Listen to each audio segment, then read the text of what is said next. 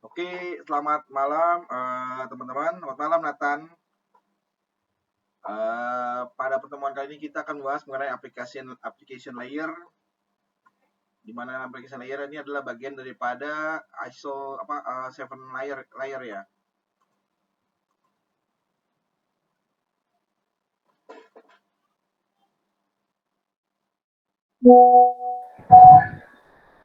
Masih ada tumpang ya?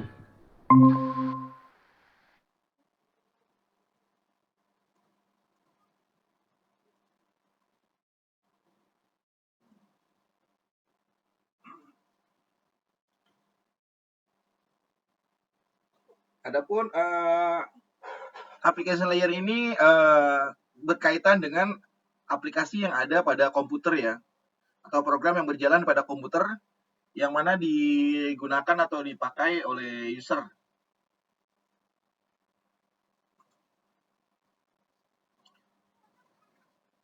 Program komputer yang berhubungan hanya program yang melakukan akses jaringan, bukan program standalone, yaitu program yang berhubungan dengan OSI.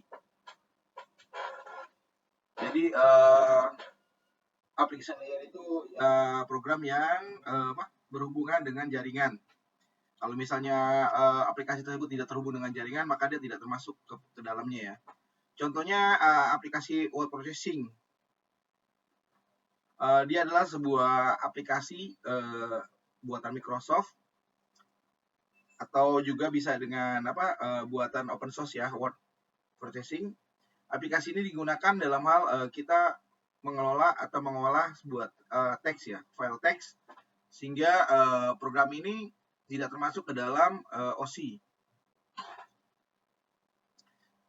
Akan tetapi bila program tersebut ditambahkan fungsinya jaringan, misalnya pengiriman email, maka bisa dikatakan berhubungan dengan OSI. Jadi setiap program yang terhubung dengan jaringan maka dia termasuk kepada application layer. Nah, ini ada beberapa contohnya. Nah, application di sini masuknya Telnet, FTP, SMTP, HTTP, VoIP, SNMP, DHCP, OSPF. Nah, dia adalah masuknya ke application. Nah, di bawahnya ada presentation, session. Di session itu nanti terhubungnya dengan port ya, porting number. Nah, untuk yang transport layernya masuknya ke TCP dan UDP ya. Nah, kalau untuk yang network itu ICMP biasanya ini adalah sebuah protokol untuk kita mengetahui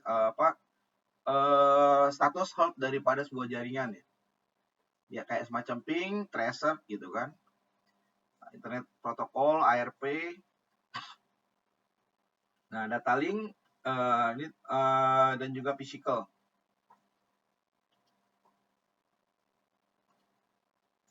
HTTP teman-teman pasti sudah tahu ya HTTP ya. HTTP itu adalah Hypertext Protocol ya. Jadi dia berfungsi sebagai sebuah aplikasi yang menampilkan teks atau gambar yang diakses melalui jaringan. Kira-kira di sini ada yang belum tahu nggak HTTP itu kayak apa sih HTTP gitu?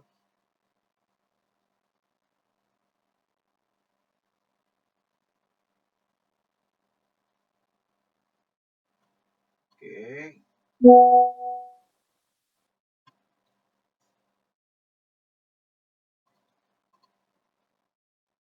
Nah, di sini ada web client. Web client itu maksudnya si usernya ya menggunakan browser gitu kan. Nah, di mana browser tersebut melakukan request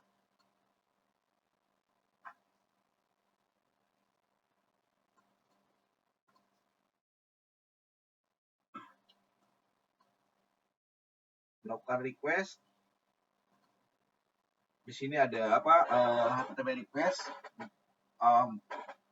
menggunakan HTTP atau juga ditambahkan dengan SSL ya. Kemudian dia melewati firewall yang harus dilewati oleh request tersebut yang diterapkan oleh si web server ini. Nah, di sini ada beberapa aplikasi web app ya, di mana akhir di belakangnya adalah backend-nya adalah berupa database. Nah, di sini web server bisa juga contohnya Apache, Apache yang free open source. IIS itu adalah bawaan daripada si Windows ya, Netscape dan .NET banyak ya, segala macam ya. Nah, web app-nya adalah plugin per C++, C, dan JSP. Lalu untuk database connection-nya bisa atau bisa menggunakan IDO atau ODBC.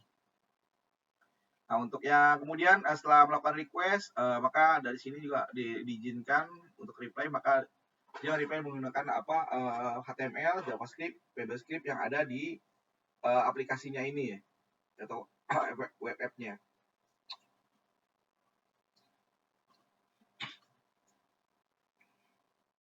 Nah, di sini komponen daripada sistem web, di dalamnya ada web client, web server, web application, dan database.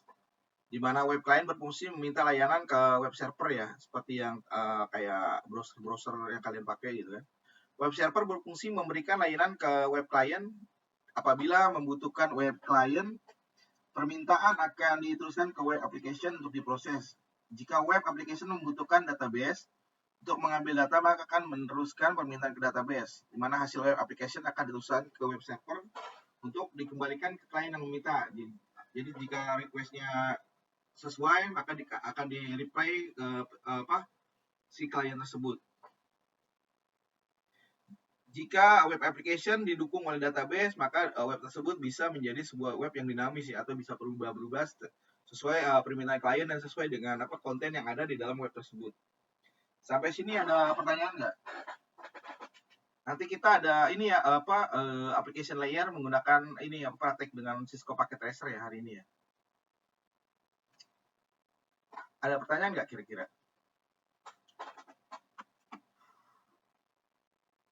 Kalau nggak ada kita lanjut. Nah, bagaimana kita memapping URL ke sistem aplikasi web? Nah, biasanya kan dia manggil IP-nya gitu, HTTP. Misalnya dia belum terintegrasi atau terencrypt dengan secure socket layer atau SSL, maka dia masih berupa HTTP ya. Nah, ini biasanya masih di jaringan lokal gitu kan. Ini IP-nya adalah 10.0.1. Nah, katalognya berupa web server dan di dalamnya ada beberapa web app ya, ada aplikasi-aplikasi yang di dalamnya. Lalu page 1 masuk ke dalam web app-nya, terus untuk produknya tinggal masuk kepada database mana gitu yang akan diambil gitu, atau data yang terdapat di dalam database yang akan digunakan atau dibaca gitu. Lalu web server dengan web application. Web application dia menggunakan bahasa pemrograman, misalnya ASP, PHP, Java, .NET, Perl, or C untuk pengimplementasian logik bisnis dan melayani klien. Sedangkan web server adalah pemrosesan lebih lanjut, misalnya IIS, Apache, HTTPD gitu dan lain sebagainya. Web application tidak bisa berjalan tanpa web server, jadi dia nggak akan muncul gitu ya konten-kontennya kalau web servernya tidak dibuat atau dibuat gitu kan. Web server dapat berjalan tanpa web application, dia jadi melayani static konten. Dan web application sebaiknya terdiri dari web server dan OS pendukungnya, serta web application core dan backend server.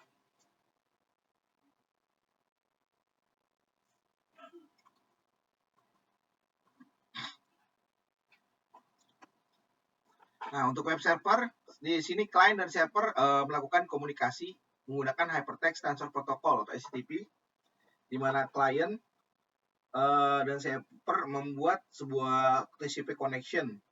Jadi dia memanggil transportnya menggunakan TCP.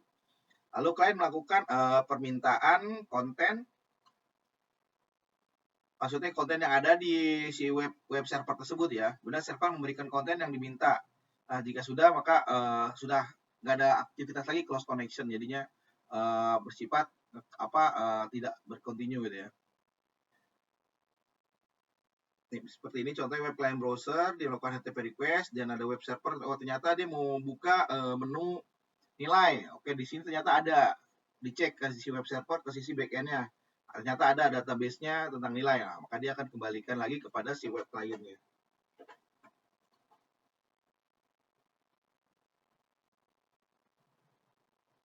Kemudian web content. Web server memberikan konten ke klien, konten urutan byte yang berhubungan dengan tipe MIME atau multipurpose Internet Mail Extension.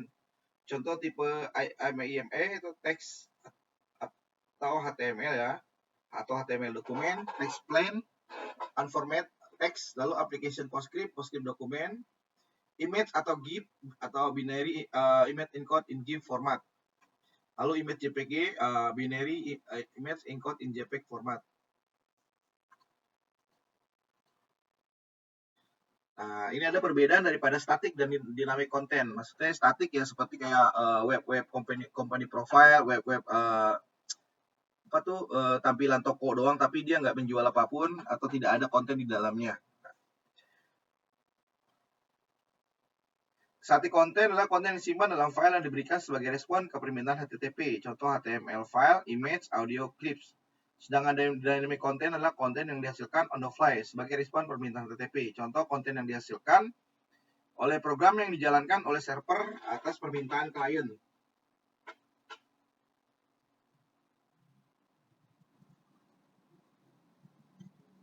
Kemudian setiap file yang diatur oleh server punya nama yang unik, disebut URL atau Uniform Resource Locator.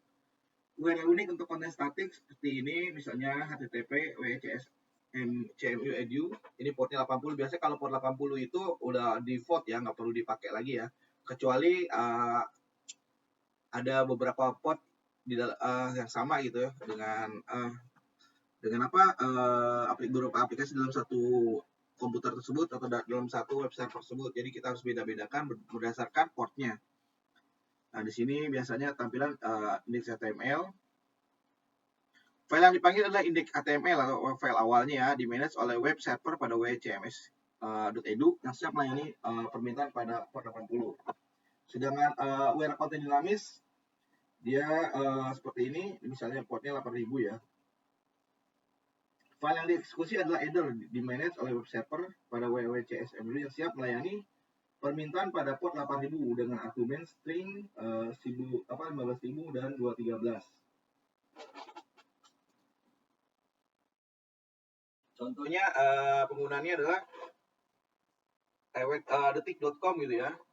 Tapi detik sekarang kan sudah menggunakan HTTPS ya, harus 443 ya, tapi nggak perlu ditulis 443, tinggal di depannya aja ditambahkan HTTPS gitu.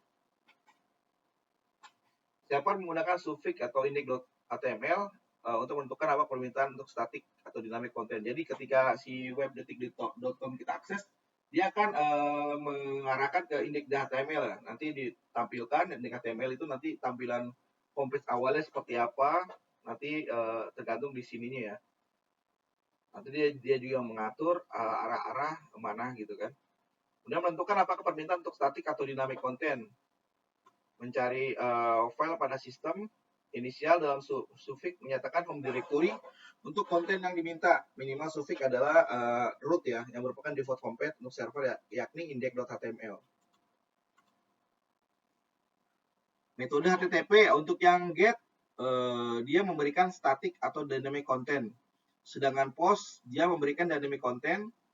Option mendapatkan server atau file atribut. Sedangkan head seperti get tapi tidak ada data di respon body.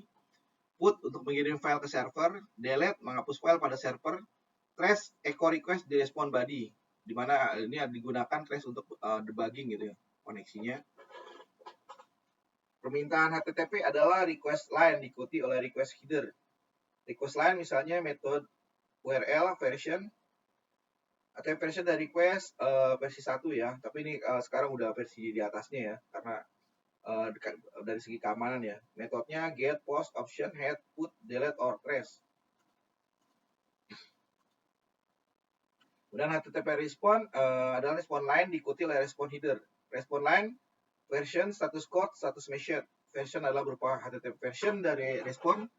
Kemudian status code adalah numeric status. Status message berhubungan English text.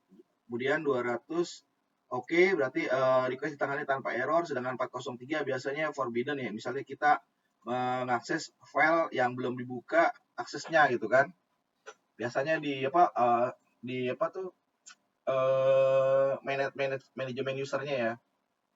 404 not found berarti ini nggak ketemu gitu kan filenya ya. Kalau ini merasa perizinan, kalau ini sama sekali servernya drop gitu kan. Udah respon header name, header data menyediakan informasi tambahan tentang respon. Content type type of content in response body, sedangkan content length of content in response body.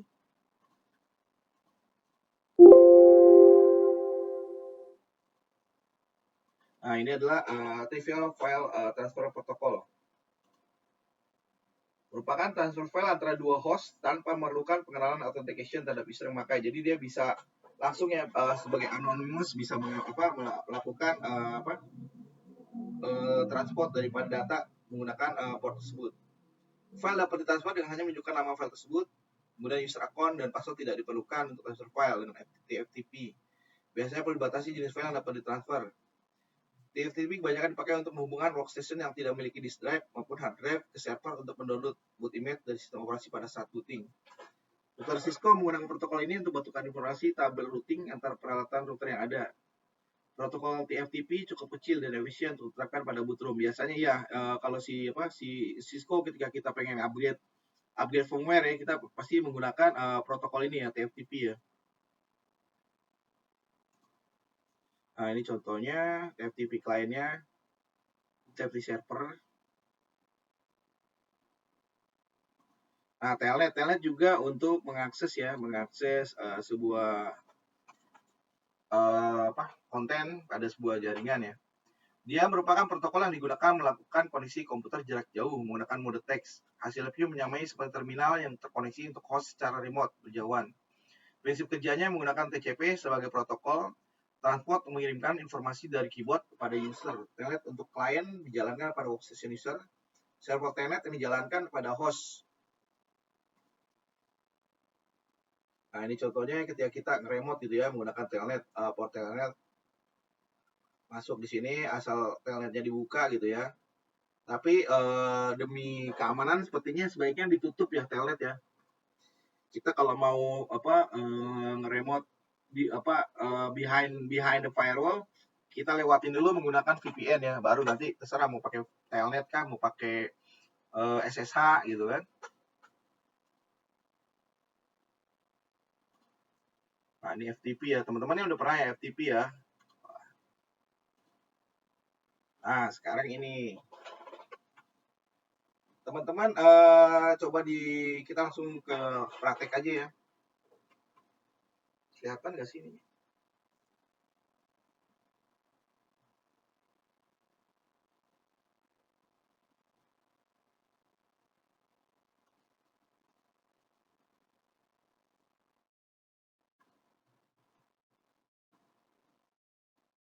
Teman-teman bisa buka aplikasi Cisco Packet Tracer-nya. Di sini kita akan mencoba praktikum application layer.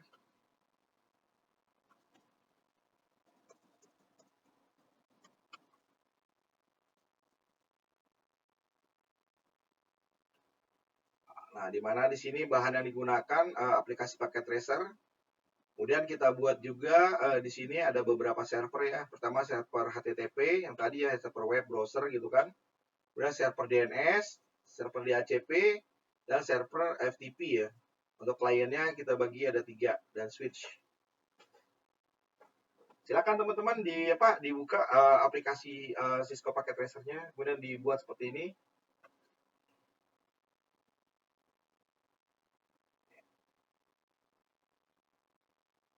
Kita sama-sama deh ya.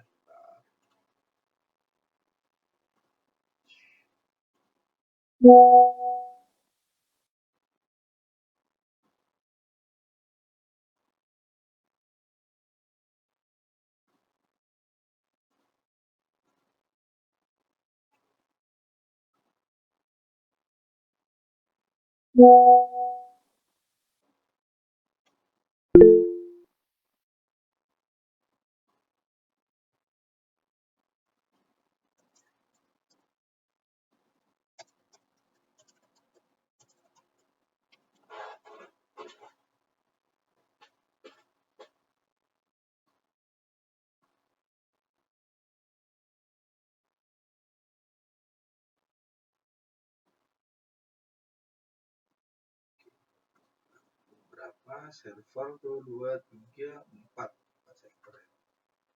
Kita masuk ke end device. Nah, server ya, masuk ke end device. Kelihatan kan ya? Server masuk 1, 2, 3, 4.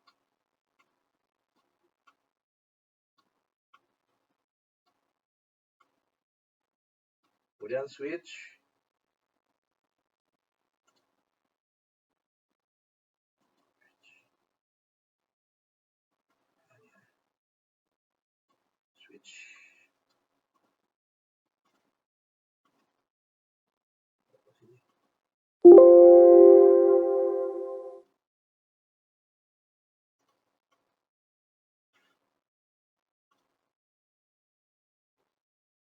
Lalu beberapa komputer kan.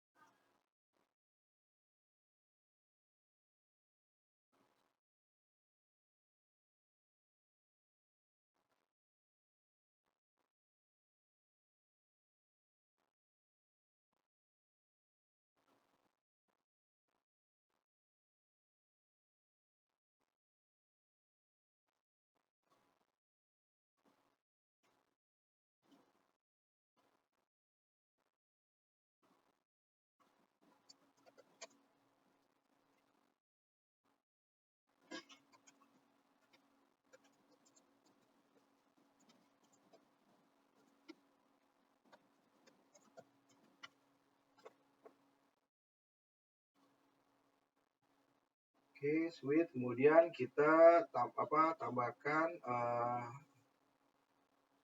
PC, bisa ya PC. Kemudian tadi apa aja sih? HTTP, DNS, DHCP, FTP ya.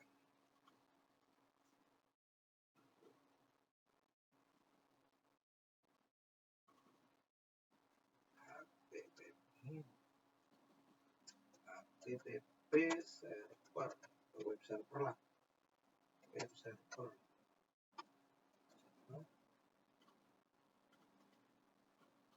DNS server. Ini DHCP. DHCP server dan FTP server. FTP server. Oke, ini satu. Kemudian kita konekkan ini ke Eyo. Kita masuk ke connection, kita pilih yang straight aja ya.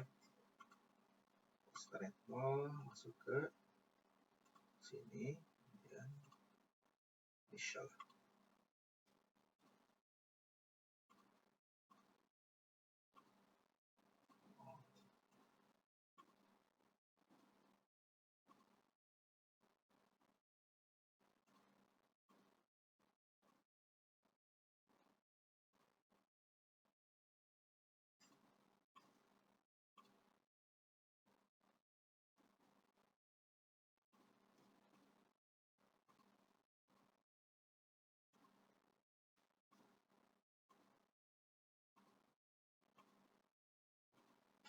Oke, seperti ini dulu.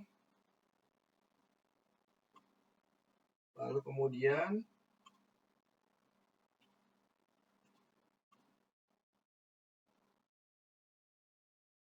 kita berikan IP ya.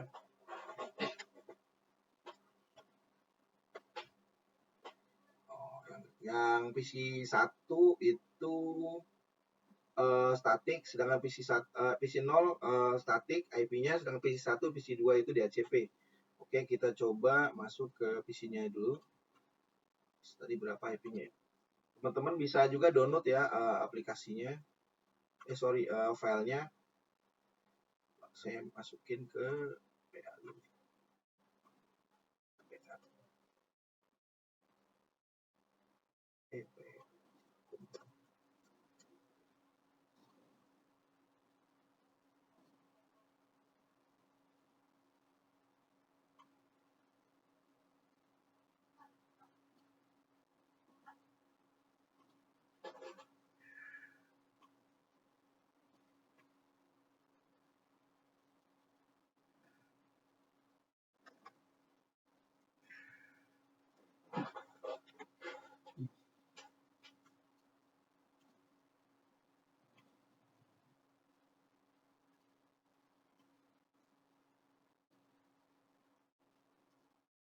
kita berikan IP-nya dulu 11.2 ya.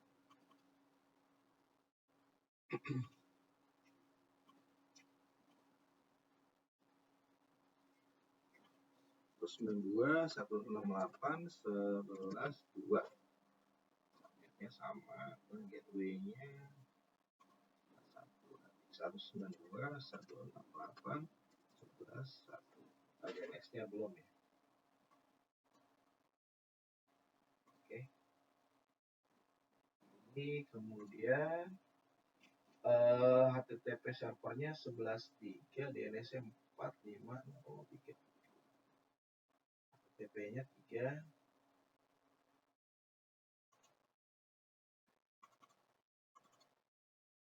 Klik.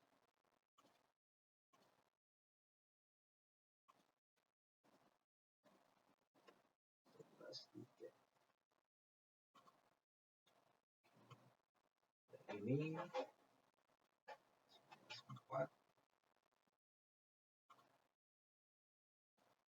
192 port nggak muncul ya di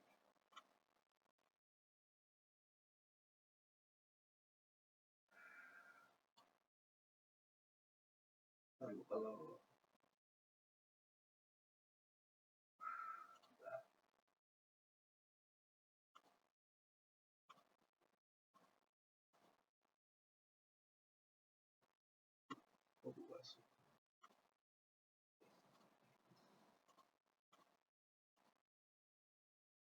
Oke, coba kalau misalnya tadi udah DNS 11.4 sorry salah di fase ethernetnya 192 168 11 11.4 yang DHCP-nya 11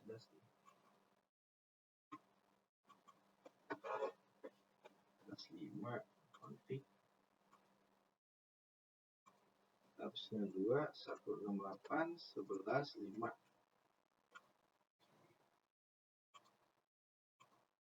Ini ya 11.6.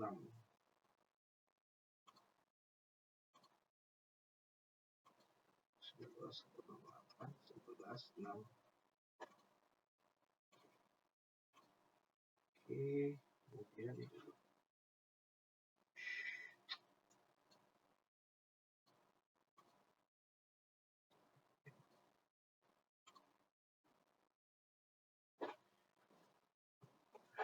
Ampun, berat banget di komputer.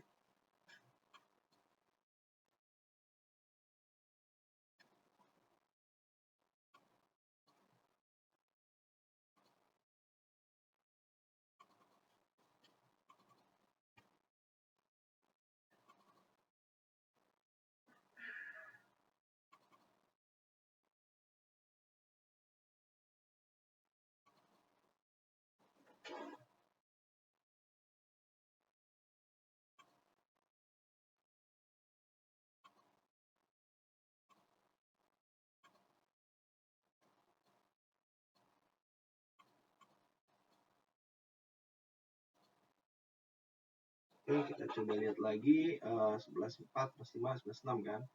Oh, DHCP-nya, DNS-nya 11.4. Oh, yang ini 11.4 DHCP sama ini. Jadi kita balik lagi ke sini. Sorry, ke yang satu ini.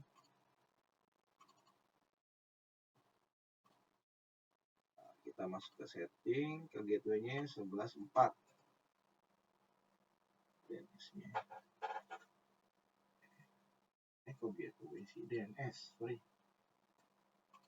92 168 11.4. Dan ini juga 92 168 11.4.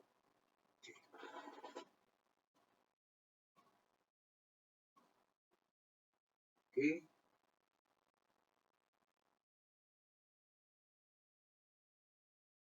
Oke, kita coba dari PC yang 0 ya, kita ping ke semua ini ya, web server ini ya, dari 3, 4, 5, 6 kan. Kita coba ya. Nah, sudah terkoneksi. Ping 12108.11.3. Oke, ke HTTP server atau web server sudah terkoneksi ya. Coba ke DNS juga sudah oke, terkoneksi. Kemudian ke DHCP juga, FTP. Oke, semua bisa terkoneksi ke server ya dari klien 0 ya. Kemudian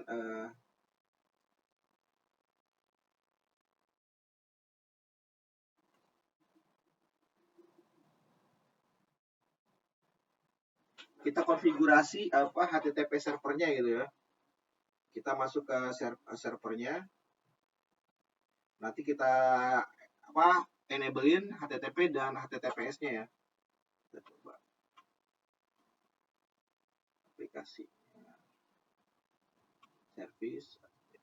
Udah on nih. Oh, ini sudah on semua ya. Sudah on.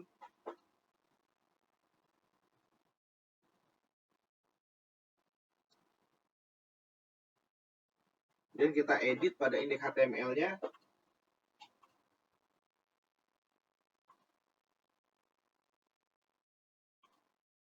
Nah, ini di sini kita bisa edit ya, teman-teman ya. Teman-teman masih nyimak kan ya? Halo?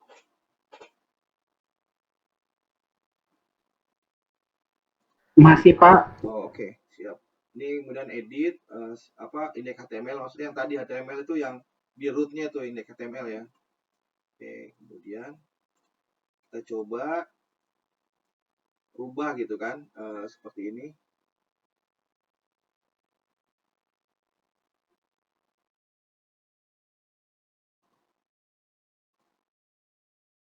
Title-nya kita ganti itunya. Centernya menjadi nama mahasiswanya siapa gitu kan.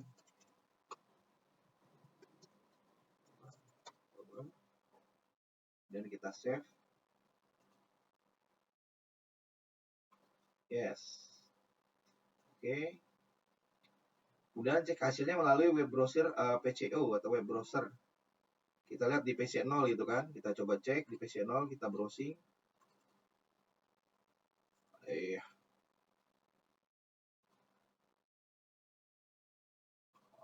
Web browser.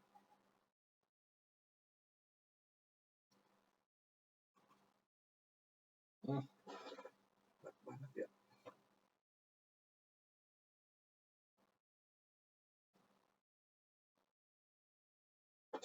Lambat sekali.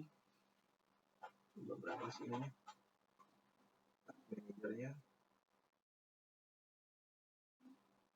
Ampun, 100. CPU-nya 100.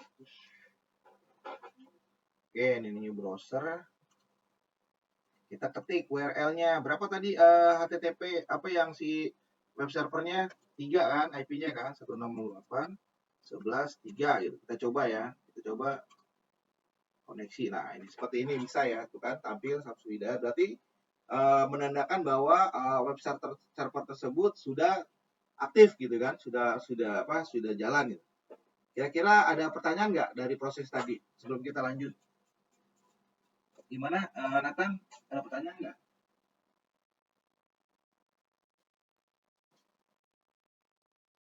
Enggak, Pak. Ada ya. Daniel, ada pertanyaan?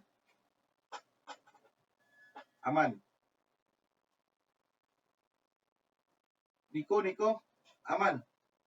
Charlie, sibuk. Ya, siapa? Aman. Aman ya.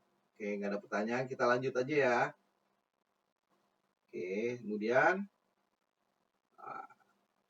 berarti sudah benar ya, pemanggilannya tadi benar ya. Kemudian kita konfigurasi DNS server.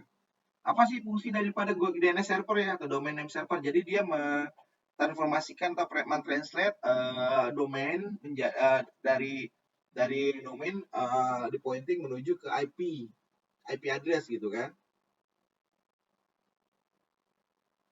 Kemudian si web server ini nanti akan dinamakan nama kita aja, misalnya kalau saya kan safrihidayat.com gitu ya. Coba kita coba masuk ke itunya ya.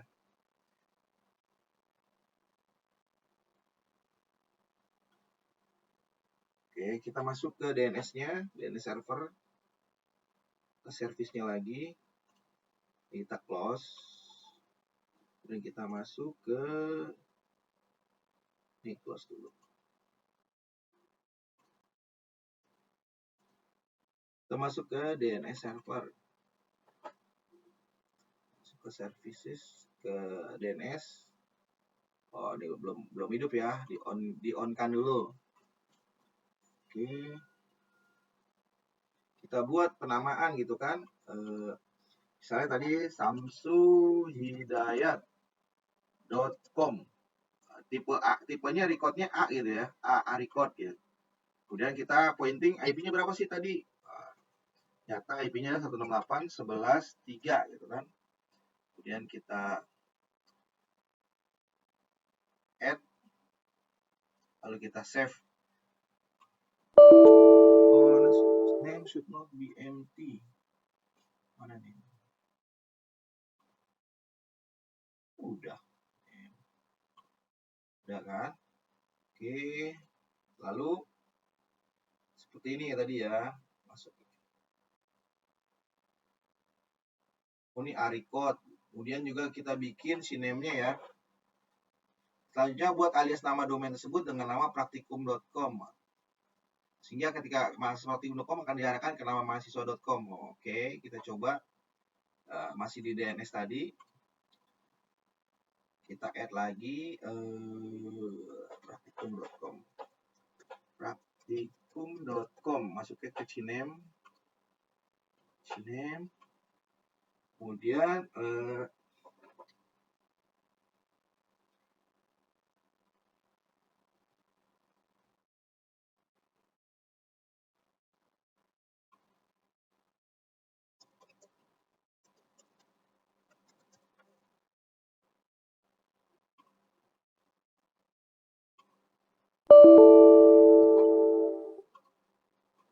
oke.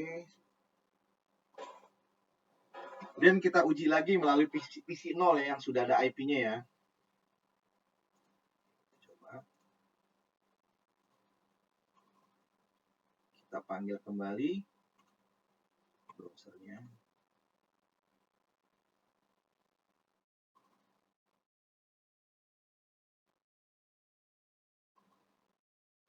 Lumayan berat.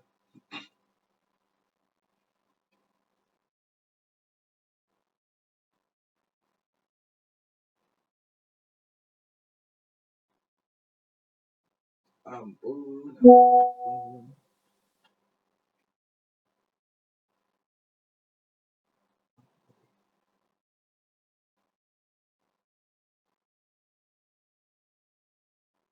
Oke, kita coba tadi praktikum.com ya. Praktikum.com. Nah, tetap ya, karena dia di reroute atau di forward ke alamatnya yang ini ya.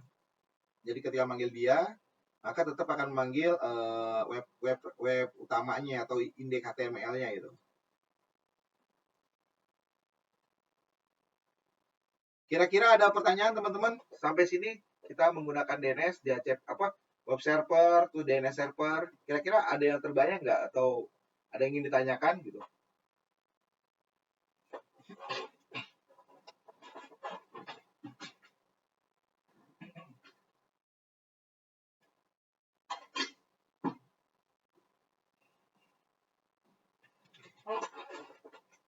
Kira-kira ada yang ditanyakan? Gak apa-apa, tanya aja.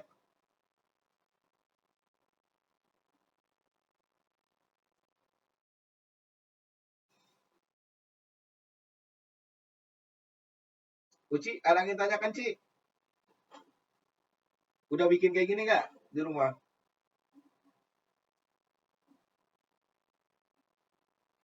Yang lain gimana?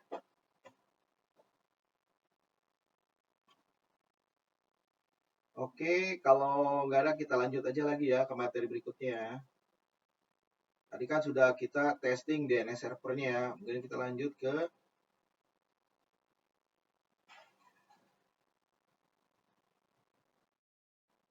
kemudian kita coba menggunakan NS Lookup untuk mengetahui apakah domain tersebut pointing ke IP berapa gitu ya. Kita coba di PC 0. Lalu ke command prompt.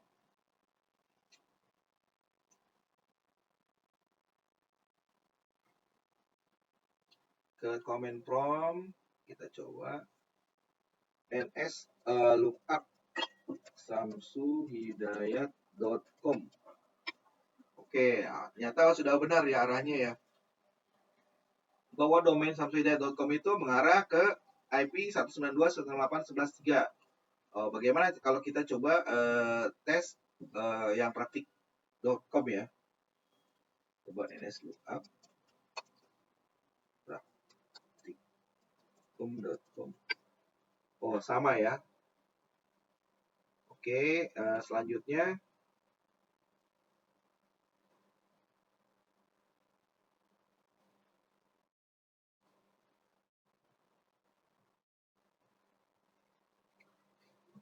kita membuat sebuah DHCP server ya, atau server yang melayani pendistribusian IP ya kepada kliennya,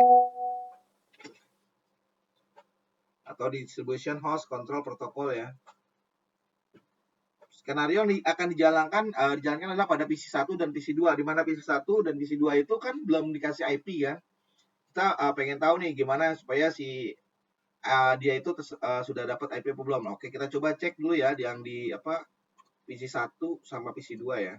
Coba cek IP-nya sudah ada belum. Kita coba cek desktop, command prompt, IP config. Wah, ternyata kosong ya. Kita coba juga yang di PC 2-nya.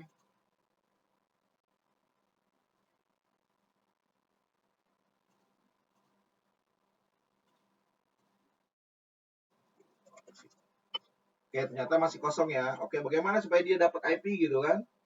Oke, kita masuk ke DHCP server. Diklik.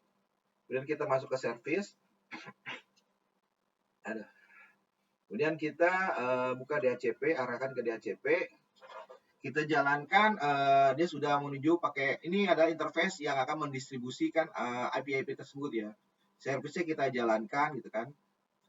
Ini untuk penamaannya sudah, default gateway-nya ke ini aja, ke dia aja gitu ya. 168.11.4. 3.4.5.5 ya. Default gateway-nya adalah 4. Apa-apa ke DNS aja. DNS-nya juga sama. 168.11.4. Nah, star IP address maksudnya star IP yang dapat digunakan itu dimulai dari IP sekian gitu kan. Oke, kita coba di IP 7 gitu ya sampai star IP address subnet max-nya 2555, maksimum number-nya dikit aja lah ya. Nah, maximum of number user adalah 10 lah. 10 ya. Kemudian bla bla bla. Oke, kita coba add. Oh, ini udah ada ya.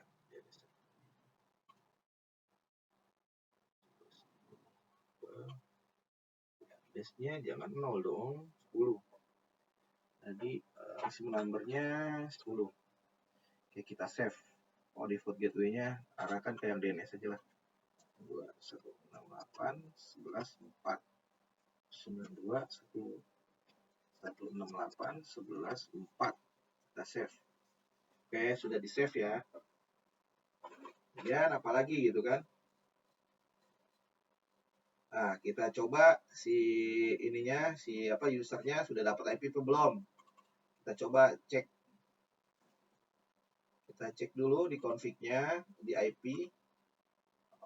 Dia diganti ke DHCP ya, ke DHCP. Kemudian kita cek dulu. Ini ada DHCP juga. Kita desktop. Ke command prompt. Ini tadi kan kosong ya. Coba kita panggil lagi IP-nya ada dapat atau belum. Nah, ternyata sudah dapat ya IP-nya ini ya, 11 mulai 10 ya. karena dimulai daripada 11.10 ya sampai seterusnya. Boleh kita coba apakah dia sudah bisa mengakses juga ke web browser.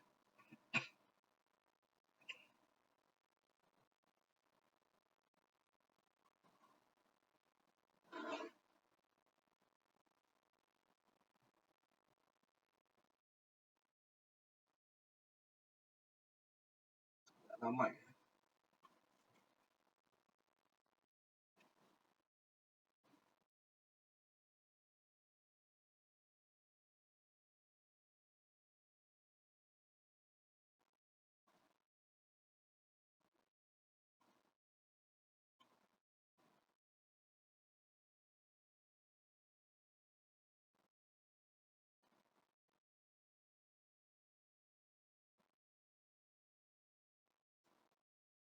Oke, kita panggil web aplikasi webnya 11.3 kan. Nggak usah, langsung pakai itu aja domain. Praktikum.com. Coba. Nah, ternyata dia sudah bisa juga ya, karena dia sudah ada IP ya. Jadi bisa terkoneksi ke jaringan yang sama. Pastinya di PC yang selanjutnya juga sudah bisa ya. Kita biar nggak penasaran, kita coba cek apakah dia sudah dapat IP.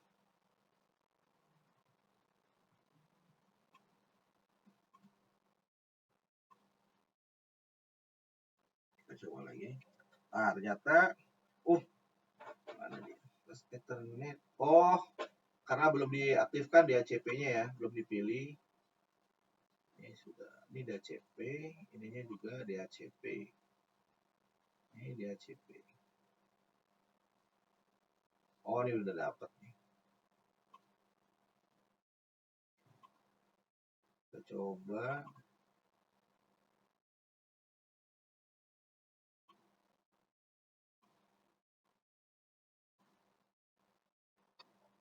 Nah, sudah dapat ya IP-nya ya. Otomatis dia juga udah bisa akses web browser ini ya. Karena di sini belum ada firewall, jadi bisa langsung aja akses ya. Minggu depan kita akan belajar firewall ya, bagaimana kita mengamankan jaringan. Nah, sekarang kita coba mengkonfigurasi FTP server ya. FTP server adalah file transfer protokol, jadi kita kirim file atau ambil file dari sebuah server ya. Coba masuk ke FTP-nya. FTP. Jadi kita bisa namain FTP server service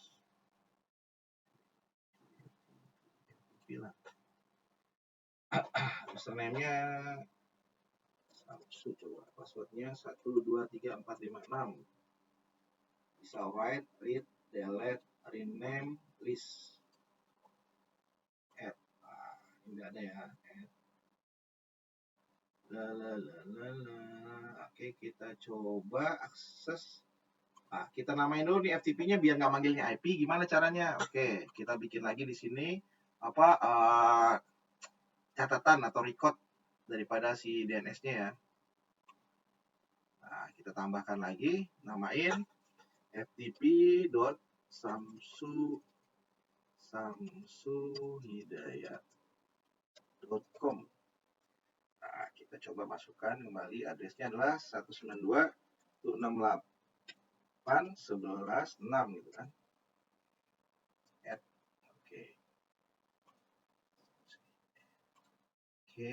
Oke.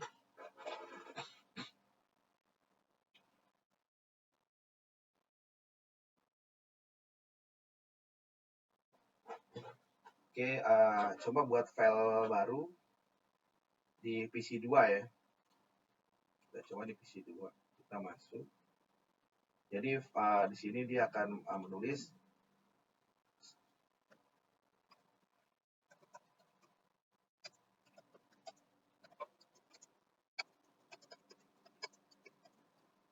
dia coba menulis ininya seperti ini, text editornya. Cek dulu kan. Enter file name-nya Charlie. Charlie. Kemudian file tersebut pengen ditaruh di di web servernya gitu kan. Mana sih FTP-nya ya? FTP.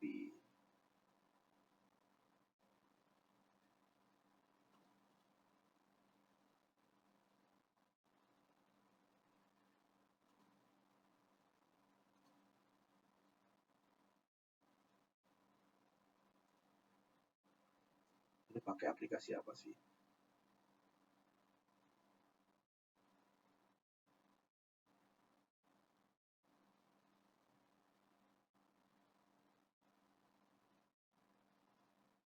Oke. Oh kan benar kan pakai nama domain.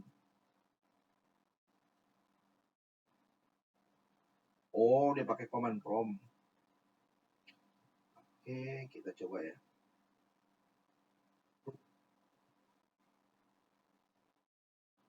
Oh, kita bikin user beda. Tadi FTP-nya tadi ya Samsung.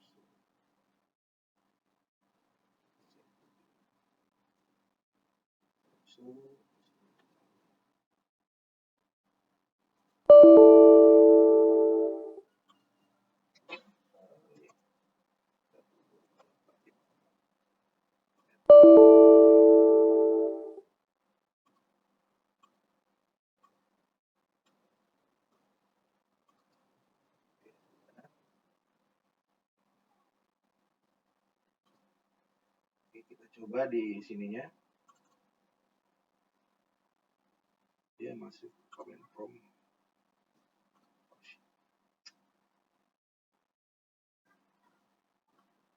Testnya di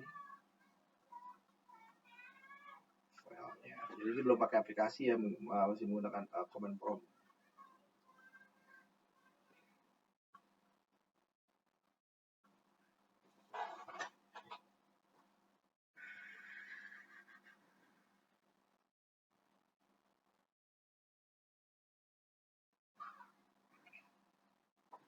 Oh, dia langsung masuk ke C-nya. Di C, dir. Berarti ada di dir ya. Dir, Charlie, FTP, bla bla bla. Coba kita masuk ke FTP samsung.diet.com. Oh, invalid comment. Connect to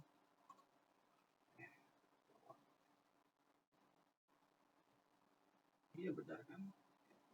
Oh, nggak pakai itu langsung ya. Yes.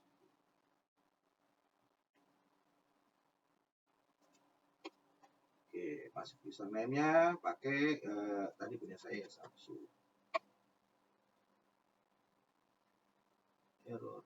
Samsung dan Nostak account need account for login. Oh, salah. Ini kenapa nggak bisa? Karena dia bukan ini ya. Ini FTP. Nah, kesini baru Samsung. Passwordnya 1234566. Oke, ini kita udah masuk kan ke server FTP-nya. Kemudian kita coba masukkan file yang tadi ya. File tadi charlie.txt kan. Coba. JPB listing.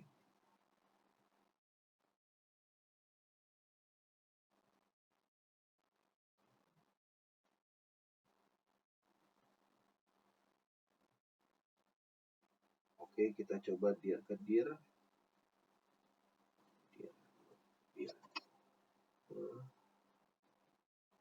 Put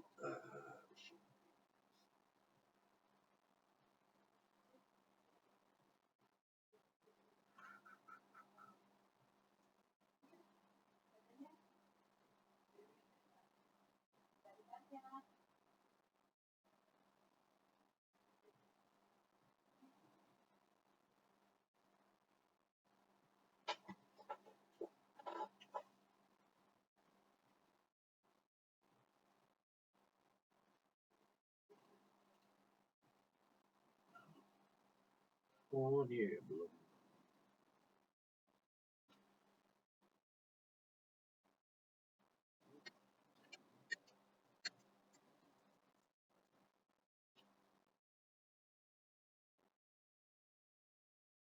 Oh, ini file yang ada di servernya. Kita masukkan. Sudah masuk. Kemudian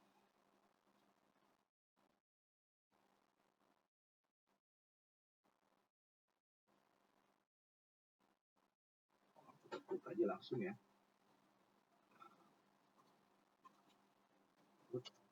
Ya.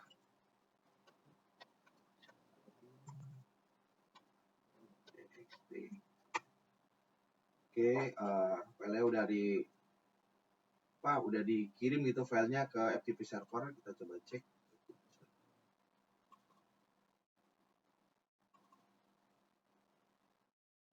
FTP.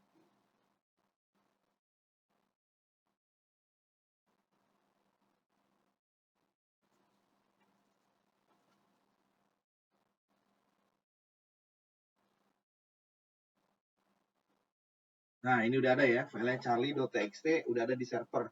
Oke, sekarang si komputer berapa tadi? Dia minta komputer 1 lah ya, buat mengakses menggunakan akun Charlie gitu kan. Ini udah kan. Oke, pakai get ya. Terus masuk ke sini. Kita masuk ke command prompt lagi. Dan kita ftp.samsuhidayat.com. Oke, masuk ke Charlie. Charlie maksudnya 1 2 3 4 5 6. Oke. Sekarang kita dir itu kan. Dir. Kita cek filenya ada gak nih. Nah, ini ada ya, pas file charlie.txt. Kemudian kita akan ambil file tersebut kan.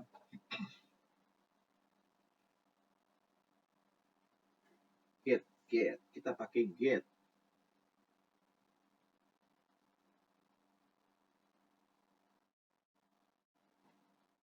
Oke, kita pakai get, kita ambil filenya get charlie.txt. Kita ambil dari server itu filenya. Nah, sudah terkoneksi, sudah ambil filenya, kita coba cek lagi. Ada nggak di dir, kita dirin.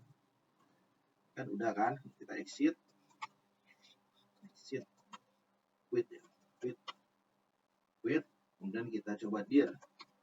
Nah, ini udah kita yang komputer pertama itu yang 0 itu udah bisa dapat ambil file daripada server yang sudah diupload daripada komputer yang nomor 3 ya.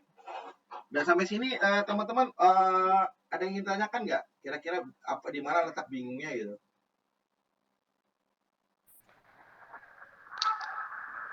Kak, izin Kak. Mungkin maaf Bapak ya. Kan Apa? ini sambil maaf maksudnya mohon izin maksudnya ini kan sambil kerja juga. Jadi mungkin kita cuman saya cuman bisa dengar gitu. Ya mungkin buat pertemuan berikutnya bisa mungkin Pak. Oh, di pertemuan berikutnya aja nih. Oh, prakteknya. Iya Pak, maaf Pak. Oke, yang lain gimana? Siap, nggak masalah. Nanti saya tambahin di pertemuan yang offline-nya. Ya Pak, baik Pak. Oke, yang Baik, lain Pak. gimana? Ada pertanyaan nggak?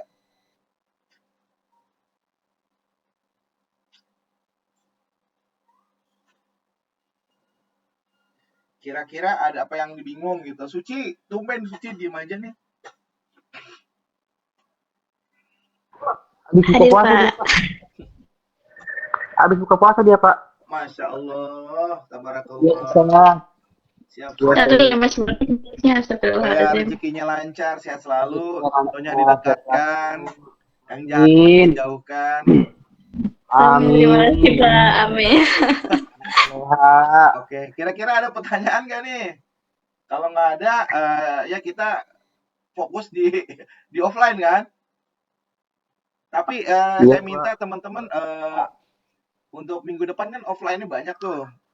Ada dua pertemuan ya. Yang untuk yang aplikasi itu kalian udah harus punya akun GitHub, terus nanti kalian udah install Git seperti itu ya. Jadi jangan nunggu-nunggu lagi, nanti waktunya kebuang prakteknya gitu loh.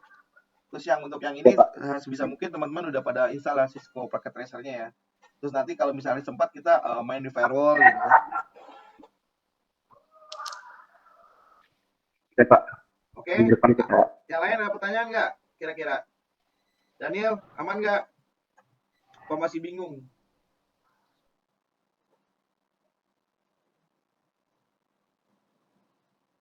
Oke deh, kalau nggak ada pertanyaan, kita ketemu lagi Aman, Pak. minggu depan ya.